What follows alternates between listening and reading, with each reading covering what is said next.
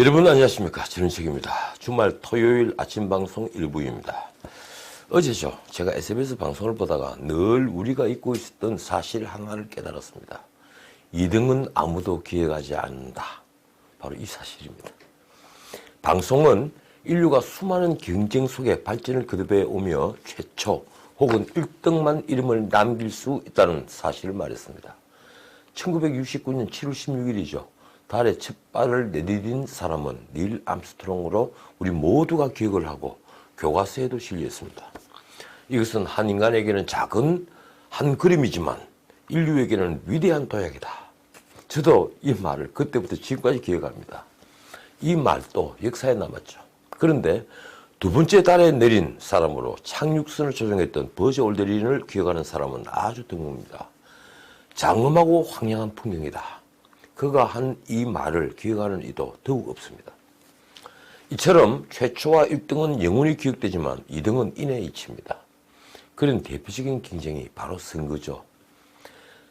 대통령들 이름은 기억이 되고 백과사전에 등재가 되고 역사책에 남지만 패배한 경쟁자는 쉽게 잊힙니다. 그가 아무리 위대한 사람이어도 말입니다. 독일 언론인 볼프 슈나이더가 쓴 위대한 패배자들이란 책을 읽어보면요, 그런 안타까운 패배자는 많이 있습니다. 막상 그 책에 등장하는 인물들은 빈센트 반 고흐, 체게바라, 고르바초프 등 역사에 기록된 인물들이지만 말입니다. 슈나이더는 이렇게 말하죠. 지구는 좌절의 별이다. 우리 모두는 좌절하고 있다. 선거는 1등은 기록되지만 2등은 잊히는 대표적인 게임입니다. 1등만 승자이고 나머지는 모두 패자죠. 이런 all or nothing 게임은 당연히 치열해질 수밖에 없습니다. 모든 것을 걸게 되죠. 졌을 때는 앞날이 없으니까 말입니다. 그리고 과정의 정직, 정당, 공정함은 나중에 무시됩니다. 출전한 사람들은 하나같이 신사적인 경쟁을 약속하곤 하지만 그것 자체가 눈가림이고 속임수이죠.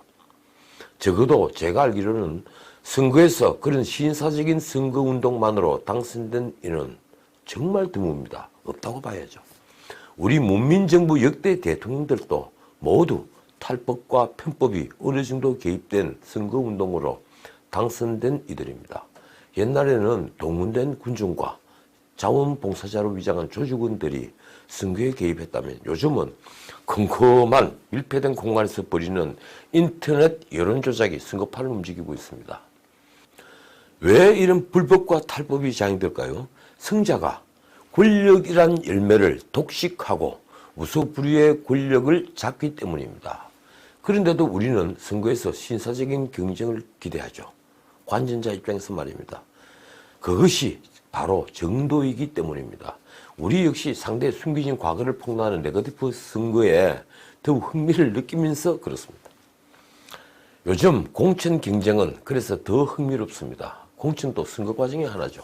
특히 여야 모두 지역에 따라서는 공천이 곧 당선을 의미하는 곳도 있는데 그런 곳일수록 공천 과정이 더욱 투명하고 민주적이어야 한다는 것은 너무 당연한 이치입니다.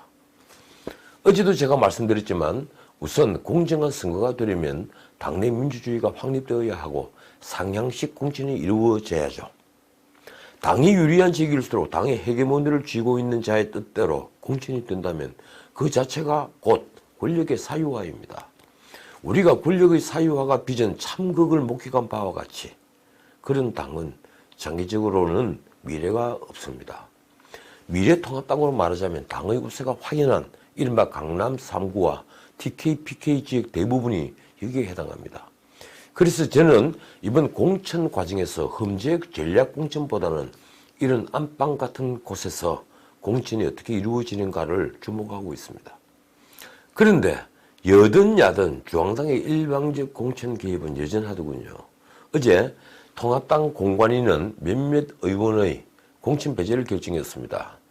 새보수당 출신인 서초갑의 이혜원 의원, 한국당 출신인 인천 미추홀 을의 윤상현 의원이 그러니까 두 중진이 특히 주목을 받았습니다. 한 사람은 비박, 한 사람은 친박이죠. 솔직히 말해 그게 당권을 쥔 황교안 대표의 의향이 개입한 거라면 더욱 문제겠지만 공관위의 독자적 결정이라고 해도 저는 문제가 있다고 봅니다. 서초갑은 이른바 당의 안방 같은 곳이죠. 미추홀 어른 지난 선거에서 윤상현 의원이 쫓겨나서 무소속으로 당선되어서 복당한 곳입니다.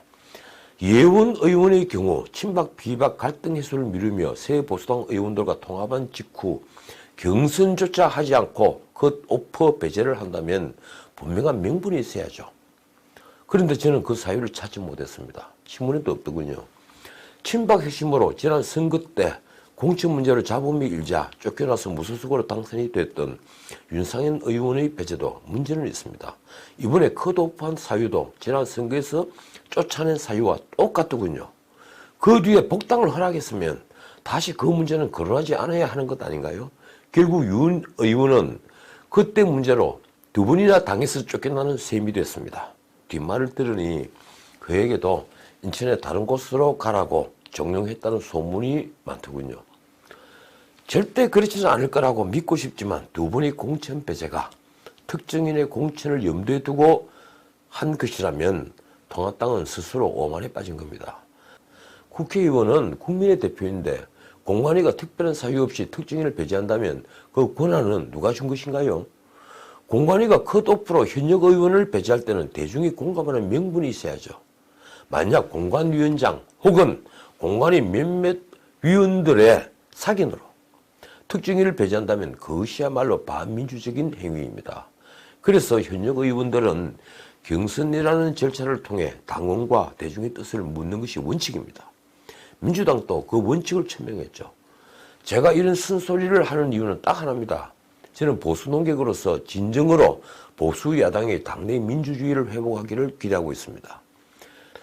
저는 권력이 넘어간 근본적 원인이 당의 사당화 그리고 과도화에 있다고 믿기 때문입니다. 만에 하나라도 당이 사당화되거나 특정 명망가가 우상이 되어 있는 정당이 된다면 한국 보수의 미래는 없습니다.